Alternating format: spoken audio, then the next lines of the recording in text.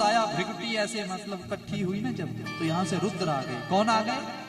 रुद्र आए। रुद्र ने कहा महाराज आज्ञा करो। बोला सृष्टि करो। अब रुद्र की, भगवान शिव की कैसी सृष्टि है पता ही आप, भूत प्रेत डाकनी शाकनी सांप बिच्छू ये सब लगे पैदा करने। बोला चलो। ब्रह्मा जी एक बार देखने गए। बोला देख तो आऊं कैसी सृष्टि हो रही है। देखी तो वहां सांप बिच्छू भूत प्रेत डाकनी शाकनी। अरे बोला महाराज बस करो, इस सृष्टि को रोक दो। बोला महाराज मेरी तो यही सृष्टि है। बोला बस करो। क्या करूं? आप तप करो। बोला राम राम जपो। वो भी राम राम जपने लगे। अब की बार महाराज वाणी से सरस्वती को प्रकट किया है, अपनी छाया से करदम मुनि को प्रकट किया है, और महाराज अपने वाम अंग से एक कन्या और दक्षिण अंग से एक पुरुष को उत्पन्न किया। पुरुष का नाम हुआ मनु और स्त्री का नाम हुआ शतरूपा। यहां से सृष्टि चली महाराज। मनु की संतान होने के कारण हम मनुष्य हैं। क्या है? और 10 मानस पुत्रों को जन्म दिया। कितने पुत्र? मरीचि अत्रि अंगिरा पुलस्त्य पुलह क्रतु भृगु वशिष्ठ दक्ष और नारद। ये 10 मानस पुत्र हैं ब्रह्मा जी के। कितने? इन्हीं से सृष्टि भरी पड़ी है शास्त्र। ध्यान देना। मनु शत्रुपा को कहा कि जाओ सृष्टि करो। सृष्टि करने गए तो पृथ्वी पे तो सृष्टि होनी थी, पर पृथ्वी नहीं मिली उनको। बोला क्यों नहीं मिली महाराज? परीक्षित जी कहते हैं पृथ्वी क्यों नहीं मिली? बोला पृथ्वी का हरण करके ले गए एक राक्षस। बोला कौन सा राक्षस? बोला हिरण्याक्ष। बोला ये अब हिरण्याक्ष कौन आ गया? बोला हिरण्यकश्यपु का भाई। अब बोला वो कौन है? ये बोला दोनों भाई। महाराज पूरी स्टोरी सुनाओ ना, हमें पूरी कथा सुनाओ विस्तार से। बोला एक बार नारायण का दर्शन करने के लिए 4 ऋषि चले गए। कौन से? सनक, सनंदन, सनातन और सनत कुमार। लेकिन जिस समय वो दर्शन करने पहुंचे उस समय भगवान क्या कर रहे थे? शयन कर रहे थे। तो उनके जो द्वारपाल थे उनका क्या नाम था? जय और विजय। रोक लिया। संतों को क्रोध आया कि हमें रोक रहे, जानता भी तो कौन है। क्रोध आ गया। क्रोध अवस्था में शापित कर दिया। बोला जाओ 3 जन्मों तक आप जो है राक्षस बनो। तब तक भगवान भी बाहर आ गए। अंदर आने नहीं दिया भगवान को। देखो भगवान ने इसलिए अंदर आने नहीं दिया कि इतने बड़े संत और क्रोध करने लग पड़े। उनकी जन्मों जन्मों की तपस्या वहीं पर नष्ट हो गई, क्रोध मात्र से। इसलिए क्रोध नहीं करना है। जब क्रोध आ जाए तो जल पी लिया करो। किस किस को आता है क्रोध? जरा हाथ ऊपर करो। हे भगवान किसी को नहीं आता? मैं ही एक क्रोध वाला दुष्ट, मैं ही एक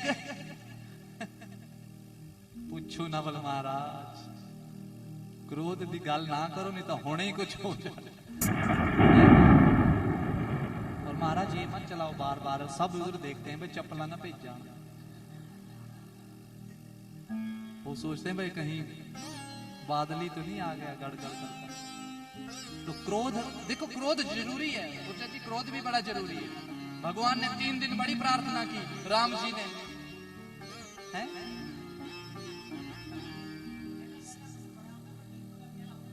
नहीं ब्याह बात तो किसी ने नहीं आंदा। ओहो ब्याह बात जिदा ब्याह हो गया ताही तो लोग कहते भी ब्याह करा दो इदा। मैनू भी नहीं सी समझ, ये तो हुण आई पर क्या क्रोध आंदा मैनू, पर अपना ही मोबाइल टुटदा, फिर आप ही किश्तां ते लेना पैंदा, फिर आप ही उन्हें किश्तां देनियां। अब नहीं, क्रोध आया भी तो गली दे पिछली साइड ही आंदा, आवे भला अगे। पर हमें एक बड़ा सुख है महाराज राणा जी, एक सुख बड़ा है। आप सब यजमानों की वजह से जे घरे ना भी मिले तो मैनू मिल जाती है रोटी।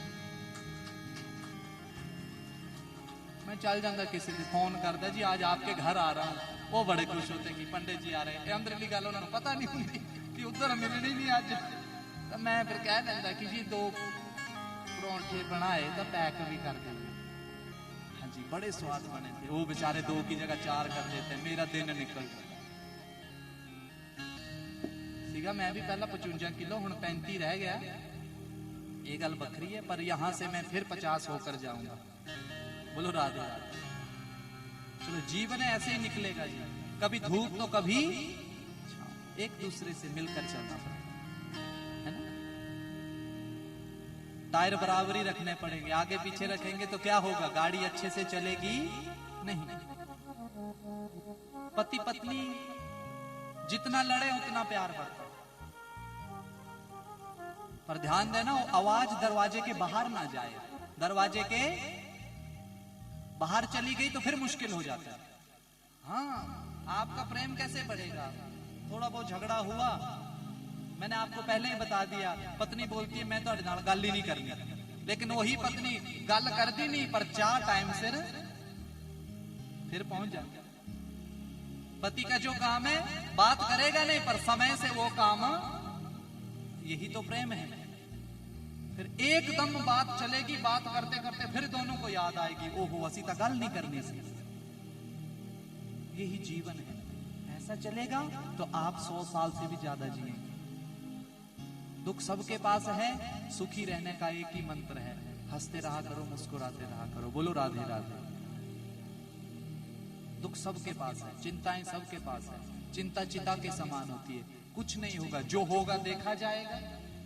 लगन तो लगाओ किसी से। तो जब सृष्टि होने लगी तो जय और विजय को शापित कर दिया, भगवान बाहर आ गए, वहीं से उनको दर्शन दिए, चारों को भेज दिया। लेकिन भेजने से पहले चारों ऋषि ने कहा, उन्होंने प्रणाम किया, बोला महाराज गलती से रोक लिया था, अब राक्षस तो बन जाएंगे हम, पर हल तो करो कुछ। बोला जाओ, हमारा आशीर्वाद है, बनेंगे तो 3 जन्मों तक राक्षस, पर मरेंगे किसके हाथ में, भगवान के हाथ में, और आपकी मुक्ति निश्चित है। उन्होंने भी प्रणाम किया। तो बोला एक युग में आए हिरण्यकश्यपु और हिरण्याक्ष बनके, त्रेता युग में आए रावण और कुंभकर्ण बनके, और द्वापर में आए शिशुपाल और दंतवक्र बनके। ये 3 जन्मों तक वो आए। अच्छा बोला, तो बोला हिरण्याक्ष जो था बड़ा शक्तिशाली था, एक दिन सोच रहा था कि कोई लड़ने वाला है ही नहीं मेरी टक्कर का, तो पृथ्वी का हरण करके पाताल की ओर ले चला। मनुष्य रूपा सृष्टि करने गए, ब्रह्मा जी के पास गए, बोला महाराज पृथ्वी का कोई हरण करके ले गया। सभी नारायण के पास गए, नारायण ने वाराह रूप धारण कर लिया। बोले वाराह भगवान की। वाराह भगवान को आपने देखा होगा सुअर रूप में, सुअर देखा है आपने, सुकर देखा है, नाक लंबी, फोटो देखी होगी, पृथ्वी नाक पर रखी हुई। तो कहते हैं कि सू सू करोती थी सूकरा, सूंघने की शक्ति बहुत होती है। तो सूंघते सूंघते उस रूप में पाताल की ओर चले गए, हिरण्याक्ष के साथ युद्ध किया और एक ही थप्पड़ में उसे मार दिया। जब उसे मारा, मारने के बाद पृथ्वी को स्वस्थान पर रखा और मनुष्य रूपा सृष्टि करने लगा। 5 संतानें हुई उनकी, कितनी? 2 पुत्र और 3 पुत्रियां, आकुति, देवहूति और प्रसूति।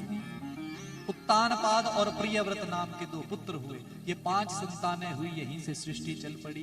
परीक्षित जी बड़े प्रसन्न हुए, बोला महाराज थोड़ा पीछे आओ तो वो विदुर का प्रसंग भी सुना दो ना। विदुर के घर बोला भगवान आए थे, तो कैसे आए, कैसे आगमन हुआ? अरे बोला ये तो बड़ी मजेदार बात है। विदुर जी तो चले गए थे छोड़कर, ना बोला मैं इनकी तरफ से लड़ूंगा, ना मैं इनकी तरफ से लड़ूंगा, मैं तो भगवान का भजन करूंगा। तो भगवान संधि करवाने जा रहे हैं। तो दुर्योधन का जो मामा है उसका क्या नाम है, क्या नाम है? जोर से बोलो। बड़ा तांत्रिक है, बड़ा भारी तांत्रिक, इतना तांत्रिक कि पूरे विश्व में उसकी तरह तांत्रिक हो नहीं सकता। बहन की यहां संतान नहीं होती थी, 3रे महीने में गर्भ गिर जाता था, बहुत दुखी, बहन से प्रेम बड़ा करता था, रहता भी बहन के पास था। तो एक दिन बहन को बोलता है कि मुझे बड़ा दुख होता है कि तेरे संतान नहीं है। बोला भैया मैं भी बड़ी दुखी हूं कि मेरे संतान है, सबसे बड़ा दुख तो यही हो रहा है। अब क्या करें, तांत्रिक था। एक बार क्या किया, 100 घड़े इकट्ठे कर दिए। कितने घड़े?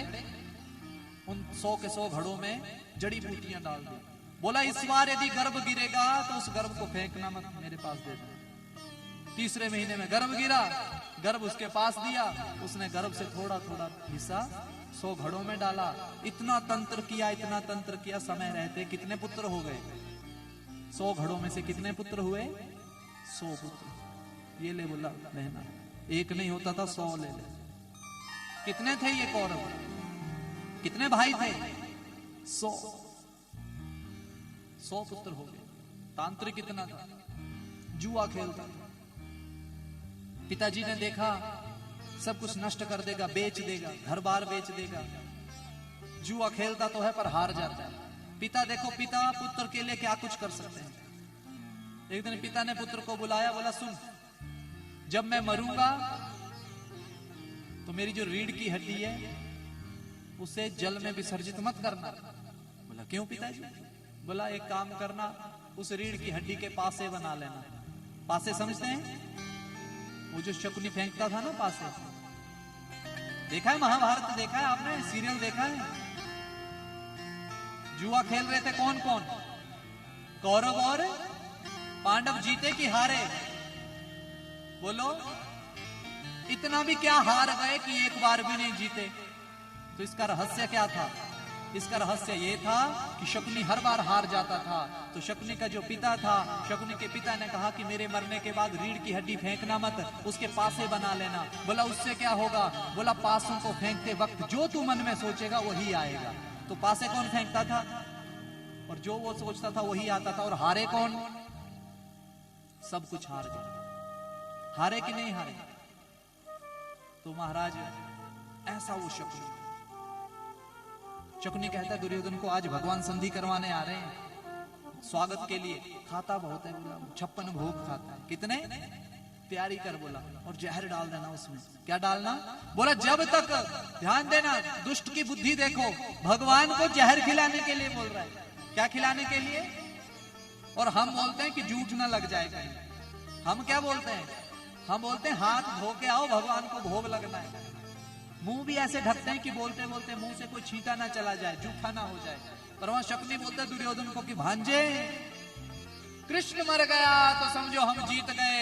जब तक वहां कृष्ण है तब तक हम जीत भी। ये संधि करने आ रहा है, खाएगा पिएगा, 56 भोग बना। क्या लगता है भगवान 56 भोग के भूखे हैं? भगवान केवल भाव के भूखे हैं। किस चीज के? भाव के। 56 भोग तैयार हो गया। भगवान ने 56 भोग की ओर देखा तक नहीं। संधि की, बोला मानेगा कि नहीं मानेगा? उसने मना कर दिया। भीड़ लगी हुई थी भगवान को देखने के लिए। उसी भीड़ में विदुर जी महाराज भी खड़े थे। भगवान की नजर विदुर जी पर पड़ी। आंखों आंखों में इशारा कर दिया कि चल तू घर की और मैं भी तेरे पीछे आता हूं। विदुर जी दौड़े दौड़े गए। विदुरानी को कहने लगे, अरे मुझे लग रहा है कि भगवान आएंगे। अरे बोला आएंगे तो हमारी तो कुटिया है। बोला छोड़ कुटिया जैसी भी है, तू सफाई कर, स्नान कर, तैयार होकर बैठ, मैं माखन और मिश्री लेकर आता हूं बाजार से। स्वयं माखन मिश्री लाने गए। मैया तो बड़ी प्रसन्न हुई। अब हमें कोई बोल दे कि भगवान घर आने वाला, बोलो प्रसन्नता होगी कि नहीं? हमें तो समझ भी नहीं आएगा कि करेंगे क्या, पहले बोलेंगे क्या। तो मैया बड़ी प्रसन्न हुई, स्नान करने गई। सफेद रंग की साड़ी डाली थी, उसी साड़ी में स्नान कर रही है। क्या खिलाऊंगी, बिठाऊंगी कहां, मन में यही धारणा कर रही है। बड़ी प्रसन्न है, देखो प्रसन्नता देखो उसकी। भगवान ने उधर जो 56 भोग बने थे जहर भी डाला, उसकी ओर देखा तक नहीं, और चल दिए बिना खाए। चलते चलते विदुर की कुटिया के बाहर दरवाजा खटखटाया। दरवाजे पर आवाज लगाई, काकी। अंदर से आवाज आई, बोला कौन? बोला कृष्ण। अरे कृष्ण। अब ध्यान देना, मैया स्नान कर रही थी। स्नान करती करती वस्त्र भी गीले, बाल भी खुले, द्वार खोलने चली गई। हरे कृष्ण। जैसे ही भगवान की छवि देखी तो सब सुध भूल गई। बोले कृष्ण कन्हैया। आओ आओ आओ महाराज बैठो, पीढ़ी ढूंढे, पीढ़ी मिले ना। सामने रखी है, भगवान हंस रहे हैं। बोला मैया कहीं यही तो नहीं ढूंढ रहे? अरे बोला ये तो सामने पड़ी है, देखो भाव देखो आप। पीढ़ी उठाई। पीढ़ी सीधी रखते हैं या उल्टी? बोलो कैसे रखते हैं? समझ नहीं आ रहा। तो बैठने के लिए पहले सीधी रख दी, फिर खुद ही उल्टी कर दी। बोला बैठो महाराज। भगवान मुस्कुरा रहे हैं। भगवान की मुस्कुराहट देखकर कौन सुध ना भूले। भगवान कहते हैं, अरे काकी कोई बात नहीं, मैं बैठ जाऊंगा। अरे नहीं नहीं नहीं कृष्ण, अरे ये कोमल भी है कि नहीं है, क्या करूं क्या करूं। भगवान ने पीढ़ी सीधी की, बैठ के भगवान ने एक ही इशारा किया ऐसे पेट में। लगा कि बड़ी भूख लगी है। अरे विदुर जी अभी आए नहीं, माखन मिश्री लेकर आए नहीं, क्या करूं क्या करूं। याद आई, अरे मैंने केले की फलियां रखी थी पकने के लिए। माताएं होती है ना, संभाल के रखती है बड़ी सारी चीजें। केले की फलियां ले आई। अब इतना भाव था महाराज, अब खिलाने लगी है भगवान को। खिला क्या रही है? केले की फलियां बाहर और छिलके भगवान भी खा रहे हैं। खाते खाते महाराज 4 से 5 केले के छिलके खा गए हैं महाराज। इतने में विदुर जी आए, द्वार खोला, डांटने लगे, अरे विदुरानी ये क्या कर रही है। जैसे विदुरानी ने देखा और रोने लग पड़ी। और भगवान कहते हैं कि मैया 56 भोग भी खाया, उसमें भी आनंद नहीं आया, पर आज तेरे हाथ के छिलके खाकर जो आनंद आया, वो आनंद मैंने कहीं भी नहीं लिया था। बोले कृष्ण कन्हैया लाल की जय। बड़ा आनंद हुआ महाराज। संत दौड़े दौड़े आए कि कुछ जूठा हमें भी मिल जाएगा। केले की फलियां बाहर गिरी पड़ी मिल गई महाराज। केले का जो अंदरला हिस्सा होता है वो बाहर फेंका था, छिलके तो खा गए थे महाराज। संत दौड़े दौड़े गए, फलियों पर टूट पड़े, प्रसाद ग्रहण करने लगे। संत कहते हैं कि जब हमने उन केले की फलियों को खाया तो महाराज छिलकों का स्वाद फलियों में आ गया था, और उन फलियों का स्वाद किसमें आ गया था? छिलकों में आ गया। विदुर जी कहते हैं कि भगवान तो आए मेरे घर, पर उस पागल विदुरानी ने केले खिलाने की जगह छिलके ही खिला दिए। और किसी ने, लिखने वाले ने बड़ा सुंदर लिख दिया, न जाने कौन से गुण पर दया निधि रिझ जाते। पता नहीं कौन सा एक गुण है हम में जो भगवान की कथा सुनने बैठे हैं। अरे मैंने पहले कहा, हम किसी को वोट करें ना पुरजा जी, वोट करें तो वो मंत्री संसद में बैठता है, और भगवान जिसको पसंद करते हैं वो भगवान की कथा में आकर के बैठते हैं। भगवान हमें पसंद करते हैं, आज ही हमें पता लग गया।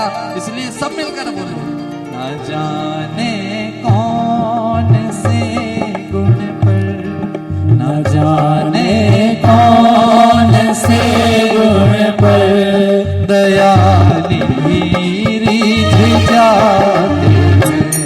न जाने कौन से गुण पर दया निधि रिझ जाते हैं। हाँ, दया निधि रिझ जाते हैं, कृपा निधि रिझ जाते हैं। दया निधि रिझ जाती है, कृपा निधि रिझ जाते हैं। दया निधि रिझ जाते हैं।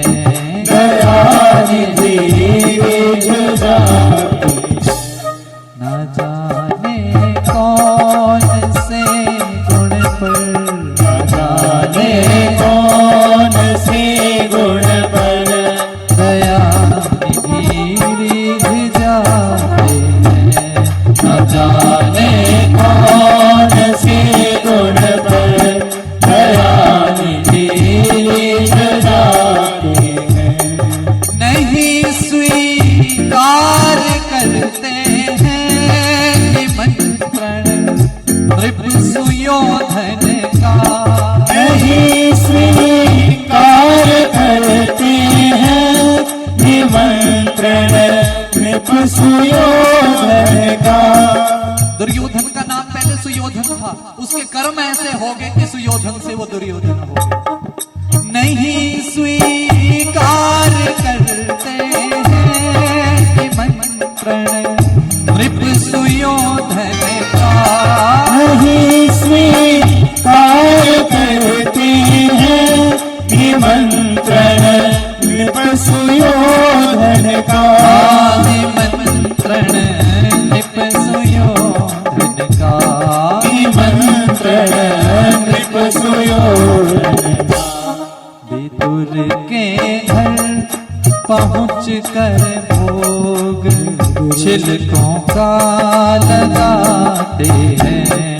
न जाने कौन से गुण पर दया निधि रिझ जाते हैं। आए मधुपुरी से गोपियों की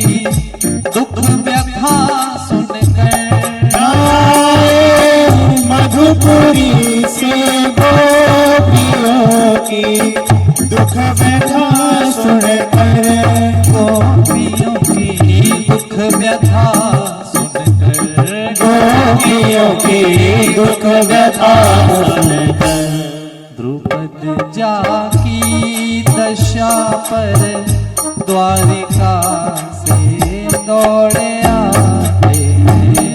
द्रुपद जाकी दशा पर द्वारिका से दौड़े आते हैं। और यही लाइन जरा मिलकर बोलो जरा। ना जाने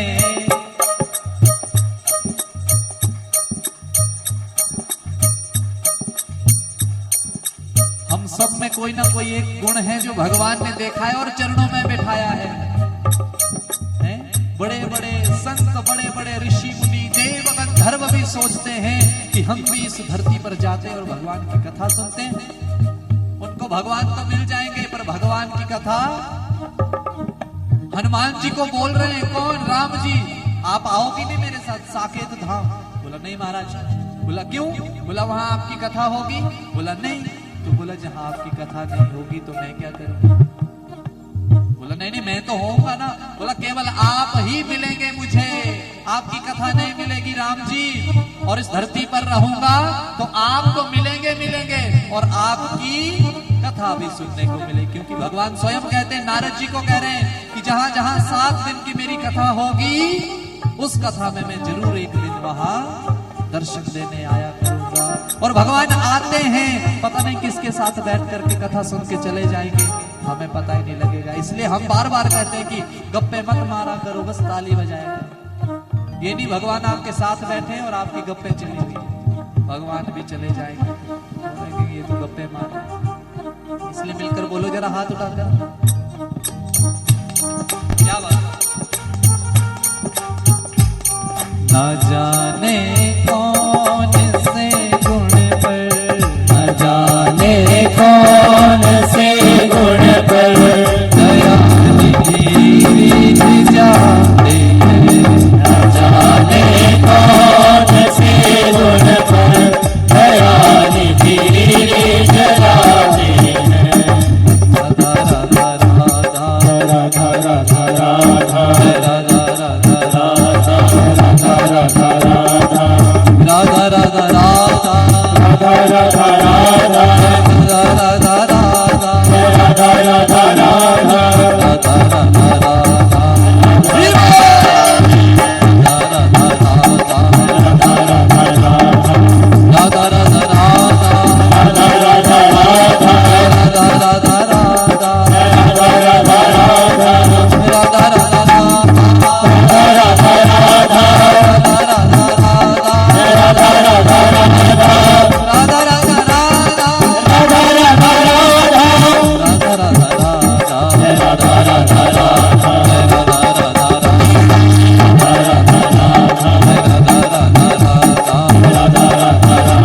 राधा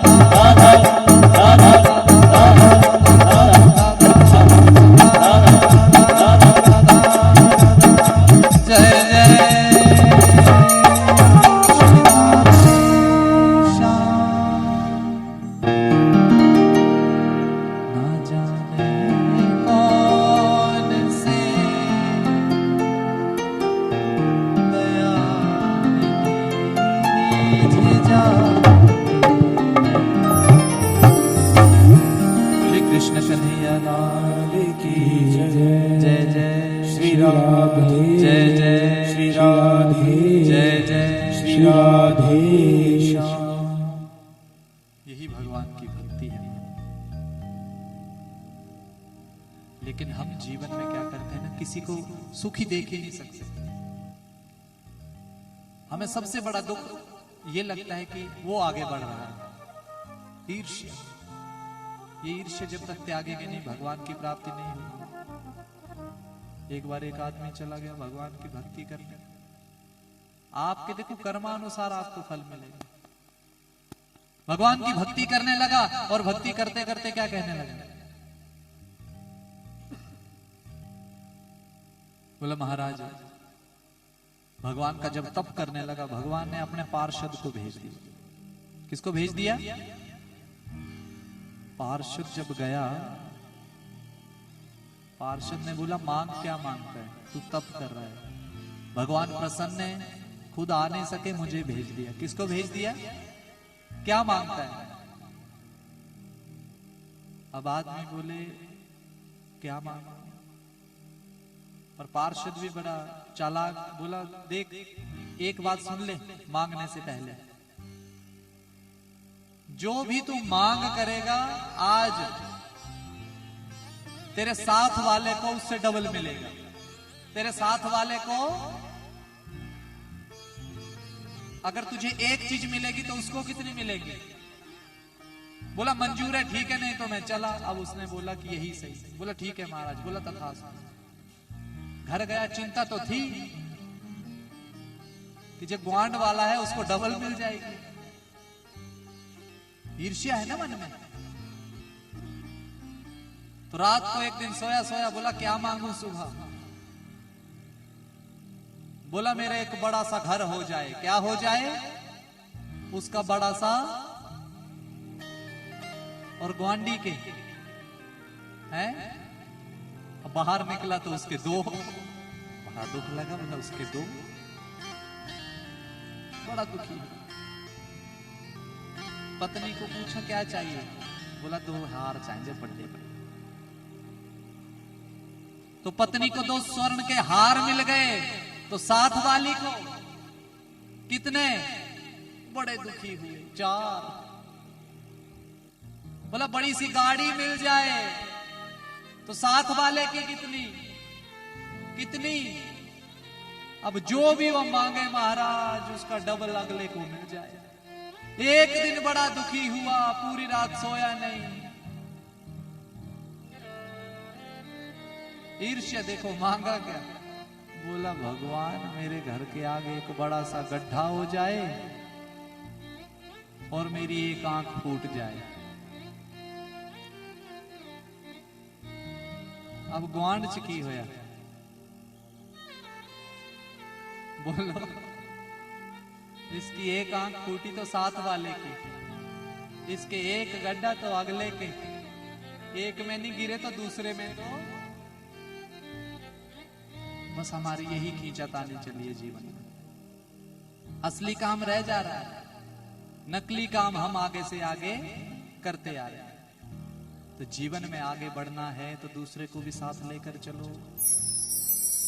जीवन में हम क्या कर रहे हैं ये देखो, अगला क्या कर रहा है उससे आपको क्या लेना।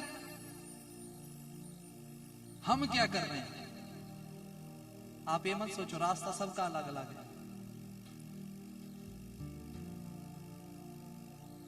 मैं आपको रिझाने नहीं बैठा हूं यहां, सच्ची बात बताऊं। पहले इसको रिझा लें, मुरली वाले को। ये रीझ गया तो आप तो स्वयं रीझ जाएंगे। बोलो रीझेंगे कि नहीं? देखो रास्ता बेशक एक हो पर मंजिल सिर्फ अलग अलग होती। वैसे पहुंचना मंजिल तो एक ही है, भगवान के चरणारविंद ही मंजिल है। लेकिन देखो अपना अपना तरीका है सबका। कोई सुबह 4 बजे उठ के भगवान की भक्ति करता है, तो कोई 6-7 बजे, कोई 10 बजे भी करता है, कई तो शाम को आके भी करते हैं, अपना काम पूरा करते हैं। तो सबने वही पहुंचना है, लेकिन तरीका सबका अलग अलग है। तो मेरी आप सब माताओं से एक बेनती रहेगी कि आप अपने घर को इस तरीके से चलाओ, एक नियम स्थापित करो अपने घर में। क्या नियम करो? एक नियम ले लो कि रोटी सारे साथ बैठकर खाएंगे, क्योंकि वही काम आज रह गया है। बेटा अपने कमरे में जा रहा है रोटी लेके, बहू अपने उधर जा रही है, बच्चे कहां बैठे हैं, माता पिता फिर अकेले, और वही माता पिता जो बैठे हैं उनको कोई पूछने वाला नहीं। आज मुझे सबसे ज्यादा दुख एक बात का लगा, शायद आपको भी लगा हो, जब मैंने एक वीडियो देखी। उस वीडियो पर हमारे हिमाचल की माता अनिरुद्धाचार्य जी के आश्रम में बैठी। पहले तो ये आश्रम खुलना ही नहीं चाहिए, पर धन्य है वो संत जिसने ये आश्रम खोला है। हमारे हिमाचल की एक माता उस आश्रम में। क्या हम अपने बूढ़े माँ बाप को नहीं संभाल सकते? बताओ जरा, संभाल नहीं सकते? हम संभालना नहीं चाहते। वो दौर आ जाएगा जब हमें उनकी जरूरत पड़ेगी। याद रखना, सारे दिन एक जैसा नहीं रहते। छोटी छोटी चीजें सोचा करो। पहले पुराने समय में जब आपकी शादी हुई होगी महाराज जी, पता नहीं कौन से सन में हुई है, लेकिन जब शादी हुई होगी तो उस समय आपके जमाने में पैंट कैसी डलती थी? नीचे से खुली होती थी, होता था ना ऐसे, ऐसा ही था ना। और जिसके पास वो पैंट हो तो सोचते थे कि हीरो यही है। ऐसा था कि नहीं था? फिर वो रिवाज खत्म हो गया, फिर जीन्स पैंटें आने लगी। ऐसी पैंटें आने लगी जो बिल्कुल चिपक के रहती थी टांगों के साथ। फिर वो रिवाज भी खत्म हो गया। फिर फटी हुई आने लगी। पहले फटा हुआ वस्त्र डालते थे तो शर्म करते थे, आजकल कपड़े ही फटे हुए आ रहे हैं। तो कोई पूछे तो आ की है रिवाज। बुजुर्ग कहते इतना का भी चल पिया, पता नहीं ना बेचारा। अब वो रिवाज चल पड़ा। अब धीरे धीरे कौन सा रिवाज चला है? पैंट ही ऐसे आने लगी है जैसे शुरू में चलती थी, नीचे से उसके वो सिस्टम खुला सा। अब तो लगाने का पता ही नहीं है, औरतों का और मर्दों का एक जैसा ही है। कोई पता नहीं अब किसकी ये पैंट है और किसकी ये शर्ट है, कोई पता नहीं। लगाना और खाना सबसे बड़ी बात है, वही हमारा बिगड़ गया।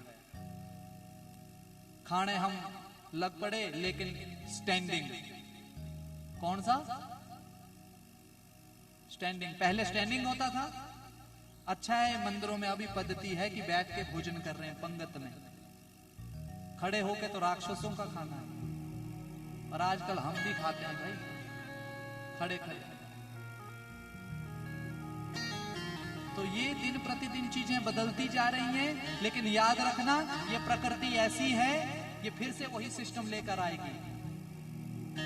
एक घड़ी खराब हो जाए, यदि 12 बजे खराब हो जाए तो 24 घंटे में 2 बार 12 बजते हैं। कितनी बार? तो खराब घड़ी भी 2 बार सही समय देती है। याद रखना इस बात को। आप ये मत सोचना कि भगवान हमें नहीं देखते। अरे जब खराब घड़ी 2 बार समय अच्छा दे सकती है, क्या हमारा और आपका अच्छा समय नहीं आएगा? बोलो, आएगा, विश्वास रखो। फिर से वही सिस्टम आएगा जो पौराणिक सिस्टम चलता था, वही सिस्टम आएगा, देखना। इसलिए आप सबसे मेरी एक प्रार्थना है, आप परिवार के साथ मिलकर चलिए, नियम बना लो आप माताएं। अब आगे महाराज सृष्टि का वर्णन होने लगा। बोलो राधे राधे। सृष्टि का वर्णन होने लगा। 5 संतानें हैं महाराज मनु और शत्रुपा की। 3 बेटियां और 2 बेटे, आकुति, देवहूति और प्रसूति। सबसे पहले वर्णन आया मजली पुत्री का, देवहूति का, जिसका विवाह कर्दम ऋषि के साथ हुआ, जो ब्रह्मा जी की छाया से उत्पन्न हुए। कर्दम मुनि कहते हैं मैं विवाह नहीं करूंगा महाराज, भगवान का भजन करूंगा। नारायण कहते हैं मैं स्वयं तेरा पुत्र बन के आऊंगा, जा विवाह कर ले। बड़ा प्रसन्न हुए, बोला अगर आप मेरे पुत्र बन के आएंगे तो मैं विवाह कर लूंगा। देवहूति से विवाह हुआ। जब विवाह हुआ, जब अपने घर ले गए, तो पुत्री तो पति के घर जाएगी, ऐसा ही है ना। तो जब पति के घर गई तो पति का महल तो था नहीं, कुटिया थी। क्या था? कुटिया थी। समय देखो, संस्कार बड़े भारी थे उस समय। बहू जितनी मर्जी पढ़ी लिखी हो लेकिन संस्कारी हो तो उसको फिर महलों से कोई लेना देना नहीं। जहां पति रहे वहीं पर वो सुखी रहना पसंद करती है। पर आजकल है ना मोबाइल ने आदि जिंदगियां पट ली हैं। अब आपको अच्छा लगे चाहे बुरा लगे। आज मेरी सास ने मैनू ये कहा, मम्मी अच्छा तू हुण रोटी ना बनाई। मैं कहता ना मैं इत्थे बैठी है ना, उसका हाथ बटाने की जगह तोड़ रहे हैं कि बटा रहे हैं बोलो। अरे फोन पे बात करो, 2-4 दिन के बाद करो। डांटो बोल, तू उधर शादी करके गई है, तू 2 मिनट बाद फोन कर रही है, वहां काम नहीं है बोलते, काम कर अपना। ऐसे भी बोलना सीखो। बहन मेरी भी है भाई। हम नारा तो सब लगाते हैं बेटी बचाओ बेटी पढ़ाओ, लेकिन तीसरा अब शुरू कर दो बेटी बसाओ। बेटी पढ़ाओ बेटी लिखाओ पर बेटी बसाओ ये भी बोला करो। बेटियों को बसाना सीख जाओ, डांटना शुरू कर दो। ये नहीं भाई छोटी छोटी बात पर आपको फोन आ जाए, सलाह आपसे ली जा रही है, घर उनका है और सलाह आप दे रहे हैं। ये अच्छी बात है, ये बुरी बात है। पुत्री को भेज दिया है तो उसको संस्कार दे करके भेजो कि जाकर के जैसा भी अब तेरा घर है वो, तू आ हमारे घर, तेरा बड़ा स्वागत है, लेकिन कोई गलती करके मत आ, फिर हम भी तेरे साथ नहीं है। लेकिन हम क्या बोलते हैं आजकल, ओह तू चिंता मत कर, तू आ जा बैग उठाकर, हम आए तेरे को लेने। ये बातें छोड़ दो, बच्ची को बसाओ। बच्चे ऐसे नहीं बसती हैं। आप अपना समय देखो, जो माताएं मेरी बुजुर्ग बैठी हैं, आजकल तो घर में 4 ही परिवार हैं, माताएं जो कुर्सी पर बैठी हैं, कितने कितने जनों को रोटी बनानी होती थी, गिन के नहीं बनती सी। आजकल तो पूछ देते हैं कितने फुलके खाने, मेरे 2 मेरे 4 8 नहीं बनते फुलके। वो तो उत्थे जेड़ा दिहाड़ी ला के आंदा सी 12 तो वही खा जांदा सी। आजकल फुलके भी कहां बनते हैं, फुलकियां होती हैं छोटी छोटी, हैं उनमें बनाने में भी हमें दिक्कत हो गई है। ये कार्य छोड़ दो, नहीं तो आने वाला समय बड़ा बुरा हो जाएगा, कोई किसी का हितैषी नहीं बचेगा। इन चीजों को समझना पड़ेगा, बच्चों को भी बड़ों को भी। मैं आज के दौर की बात भी कर रहा हूं, जो मेरी सासें यहां बैठी है ना, जितनी भी यहां सासें बैठी हैं, कौन कौन है सासें आजकल बनी हुई, गलत नई नई भी बनी हुई। आप भी बोलना कम कर दो, आप भी बोलना, आपको आदत है, मुझे पता है। आप घर पे चप्पल पुट्ठी नहीं देख सकती, आप घर पे झाड़ू ऐसा पड़ा हुआ नहीं देख सकती, आप गंद नहीं देख सकती, लेकिन थोड़ी आदत डालना सीख जाओ आप भी। कोई बात नहीं, जो हो रहा है समय के अनुसार वैसे चलो, तालमेल अच्छा बनाओ। आज नहीं तो कल तालमेल अच्छा बन जाएगा, वो भी हो जाएगा। इन बातों का सब ध्यान रखो। जब आप ये तालमेल रखेंगे तो बड़ा आनंद होगा, आनंद ही आनंद हो जाएगा। बोले कृष्ण कन्हैया लाल की जय। विवाह हुआ, पति के घर गई देवहूति, तो घर देखा कुटिया, कुटिया में भी क्या था, चूहे भी वहीं रहते थे, सांप भी वहीं रहते थे, मोर भी वहीं रहता था। बोलो जो कि एक दूसरे के क्या है, लेकिन वहां भजन इतना था कि कोई किसी का दुश्मन है। शेर भी वहीं रहता था, हिरण भी वहीं रहता था, सब एकजुट होकर रहते थे। कर्दम मुनि जैसे ही अपने आसन पर बैठे, समाधि लग गई। समाधि लगी, पत्नी का क्या काम था। आजकल मैं ऐसे ऐसे शब्द यहां से बोलूंगा जो बुरे भी होंगे, मुझे पता है ये शब्द नहीं बोलना चाहिए, पर आपको समझ ही तब आएगी। आजकल विवाह हो जाए तो सबसे पहली बात होती है कि हनीमून मनाने कहां जाना है। किया कहीं डिसाइड, फोन करके दोस्त भी पूछते हैं कि तुसी गए नहीं किथे घूमने, लेकिन वो दौर देखो जो कथा सुना रहा हूं। शादी हुई, अभी घर आए हैं, आसन पर बैठे कर्दम मुनि तपस्या में लीन हो गए। पत्नी का क्या काम था, पत्नी ने बोला आज ही शादी हुई, आज ही महाराज तपस्या करने बैठ गए, क्या करूं? जितने भी सूट डाला था, गहने डाले थे, सब उतार करके रख दिए और किसकी सेवा करने लगी? किसकी? पत्नी पति पर निर्धारित होती है। पति तपस्या में बैठ गया, अब खाएगी क्या बताओ? नए घर में आई, अब पता ही नहीं है उसको कि चीनी कहां है, पत्ती कहां है, दाल कहां है, चूल्हा कहां है, कोई पता नहीं। लेकिन पति की सेवा में लग गई। कभी पत्ते खा लेती, कभी जल पी लेती, कभी कहीं से कुछ मिल जाता वो खा लेती। ऐसे करते करते 36,000 वर्ष बीत गए। कितने? जो सुंदर सिल्की बाल थे ना, जटाएं बन गई। क्या बन गई? झुर्रियां पड़ गई चेहरे पर। और इतने 1000 वर्ष बीत गए। हजारों वर्षों के बाद जब कर्दम मुनि जागे, प्रणाम किया। माता कौन? पत्नी को क्या बोल रहे हैं? माता जी कौन है? अरे बोला महाराज मैं मनुपुत्री देवहूति। अरे तू तो मेरी धर्म पत्नी, धन्य है तू पत्नी, मेरी समाधि लग गई, तू अपने घर चले जाती, तुझे किसी चीज की कमी थी? बोला नहीं महाराज, मेरा विवाह हो गया था, संकल्प करके मुझे दे दिया था, मैं क्यों जाती अपने पिता के घर? बताओ क्यों जाती? मेरा धर्म था आपकी सेवा करने, मैंने की। बोला अगर तूने मेरी सेवा की है ना तो मैं भी तुझे दुखी। संकल्प मात्र से एक विमान तैयार कर दिया। विमान कैसा? मन की गति से चलता था। किसकी गति से चलता था? मन की गति से चलता था। जब मन की गति से चलता था, जो भी उसमें बैठ करके सोचो, जो भी सोचो वही होता। मन की गति से चलने वाला। उसी विमान में एक सरोवर तैयार कर दिया। उसी सरोवर में हजारों दासियां तैयार कर दी, जो दासियां पकड़ करके उस सरोवर में ले गई, उबटन लगाने लगी। महाराज देवहूति जैसी बन के आई थी वैसी पुनः स्वयं भी सुंदर बन गए महाराज, संकल्प करके। बोल देवहूति क्या चाहिए? बोला महाराज पति पत्नी है, संसार में तो बंधना चाहिए ना हमें।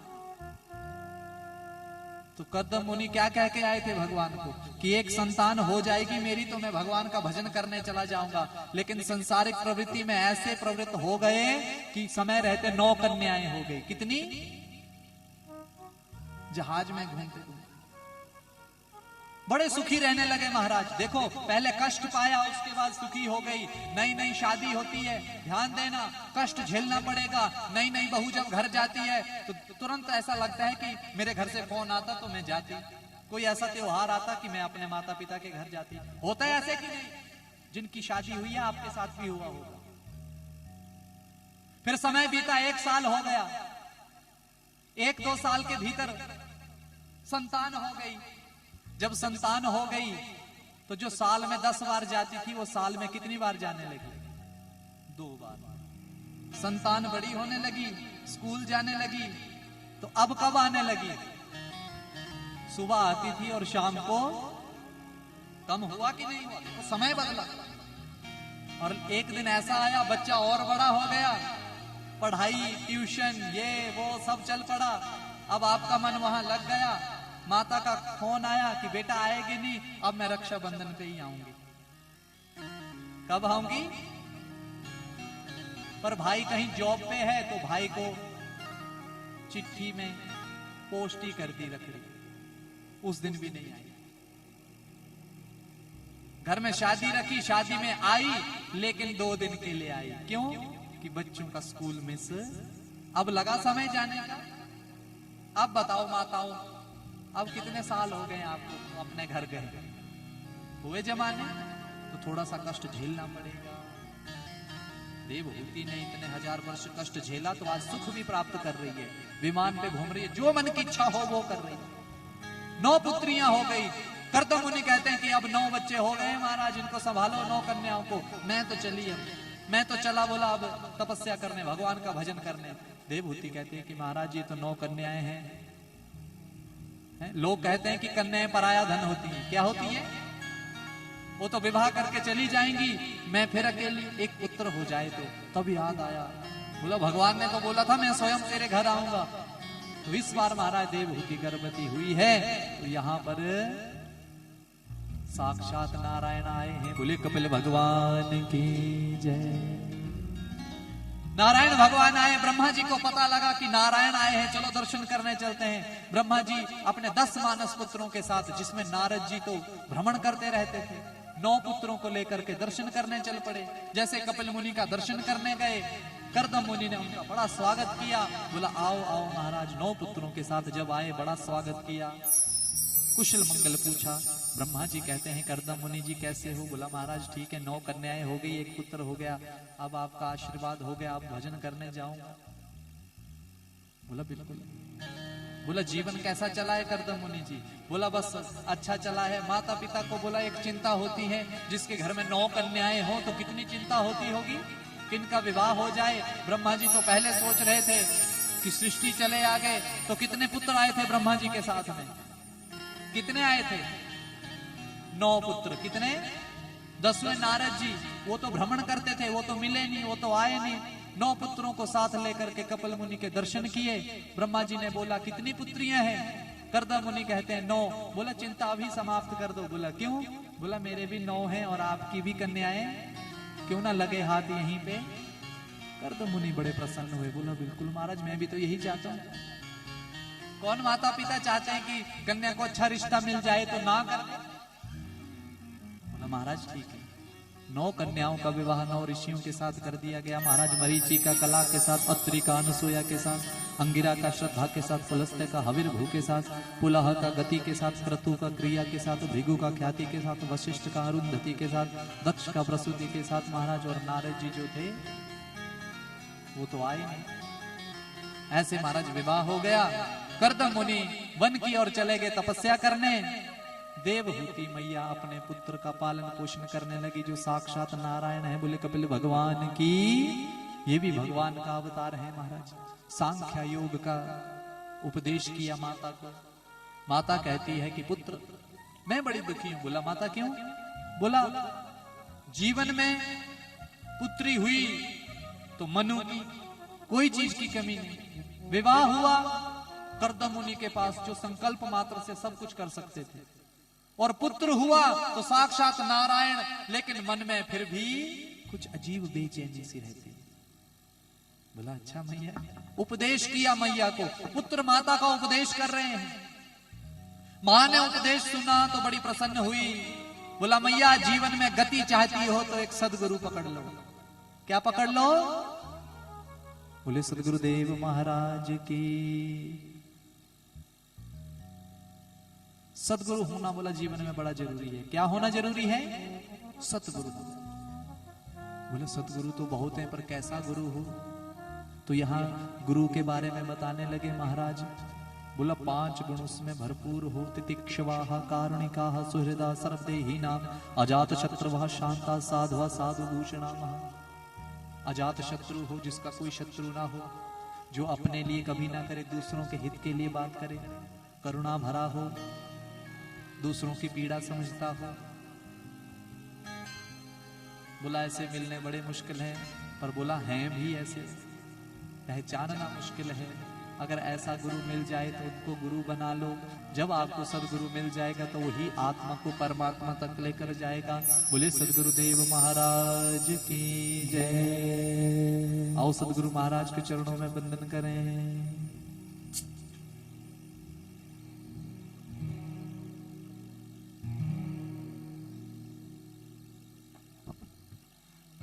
बोले सदगुरुदेव महाराज की।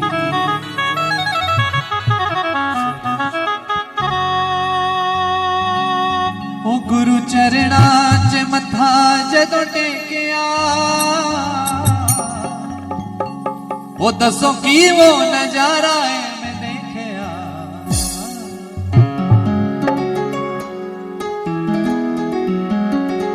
आओ जरा दोनों हाथ उठा के बोले सदगुरुदेव महाराज की।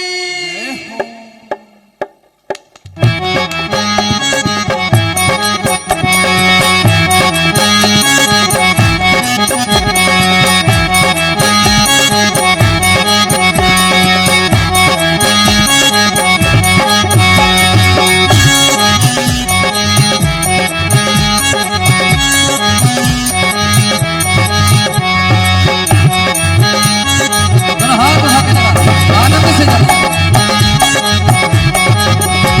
अंग चढ़ी जय हो। अंग चढ़ी जय हो। अंग चढ़ी नाम दी कुमारी पुराने संग सुटिया पुराने ऐसा रंग सुटिया बारों अंदरों में रंगी गई सारी बारों अंदरों में रंगी गई सारी बारों अंदरों में रंगी गई सारी बारों अंदरों में रंगी गई सारी ऐसा रंग सुटिया अंग चढ़ी अंग चढ़ी अंग चढ़ी नाम दी कुमारी पुराने ऐसा रंग सुटिया पुराने ऐसा रंग सुटिया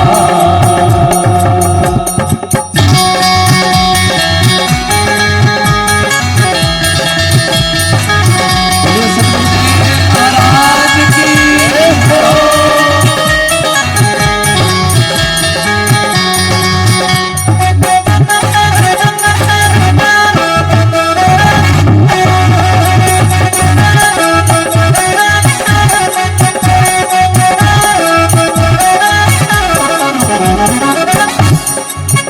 गुरु चरणा च मथा जदों टेकिया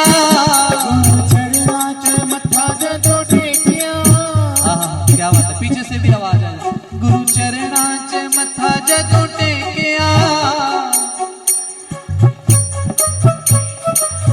और दसो की वो नजारा है मैं देखया दसो की वो नजारा है अंग संग रहे अंग संग रहे अंग संग रहे बांके बिहारी पुराने संग सुटिया पुराने ऐसा रंग सुटिया महाराज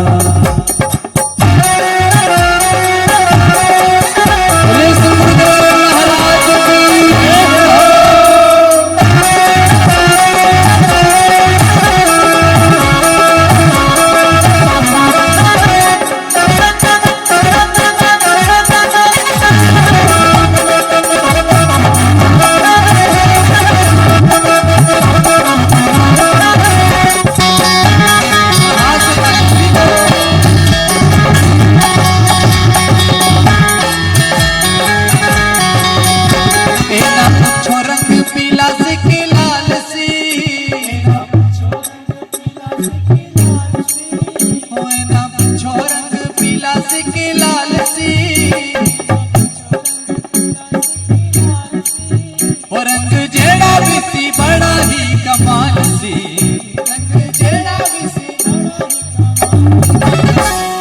सोचा विच सोचा विच सोचा विच डूबे जग सारा बुरा ने रंग सुटिया पुराने ऐसा रंग सुटिया बारों अंदरों में रंगी गई सारी बारों अंदरों में रंगी गई सारी बारों अंदरों में रंगी गई सारी बारों अंदरों में रंगी गई सारी पुराने ऐसा रंग सुटिया अंग चढ़ी अंग चढ़ी अंग चढ़ी नाम की कुमारी रंग सुटिया पुराने ऐसा रंग सुटिया गुरुदेव तुम्हारी जय होवे गुरुदेव तुम्हारी जय हो ऐसे नहीं जरा